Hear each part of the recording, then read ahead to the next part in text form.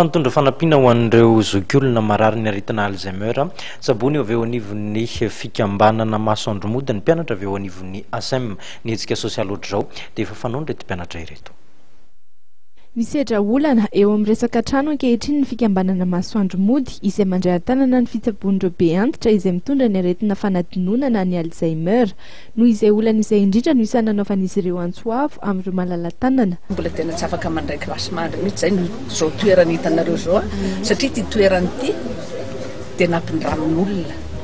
efa 7 taona zao nampindraman'olona ty toerana ity ary tonga ny tompotrano tamin'ny 4 Jolay teo zay raha ny tena marina zao androany tokony hitondra azy fa misy an'ity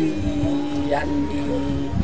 fitsidiny ASEM ity moa dia tsy afaka ny hoe miara-miriry amintsika eto izy ka ty toerana ity zany mantsy nareo dia efa tokony nilana efa hatramin'ny 2007 efa nanao hiezaka ihany zay nanao zay tratry ny herinay mihitsy zay hoe mba hanana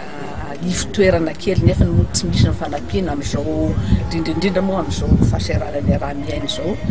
dia nanao tranobongo kely zay ny akady efajoro hitanareo any amin'ny sary eny angamba zay trano kely zay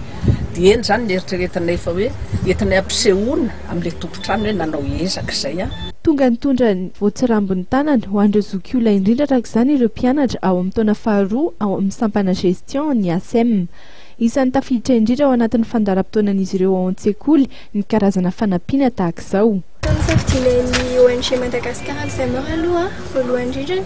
dia ao anatin'ny soatiavana malagasy atsika malagasy zany a dia rary ny sitsiny raha manao fanampiana na valibabena ho an'ireo zokiolona isika dia mahatsiaro tena zany izay ao amin'ny projet d'Antananarivo of Tomorrow amin'ny Mahazandry zanakanay dia nahatsapa tena izay hoe andao ampiana ny zokiolona fahadidy izany.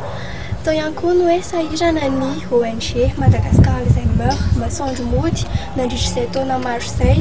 eo indrindra ny fanatanterahana ny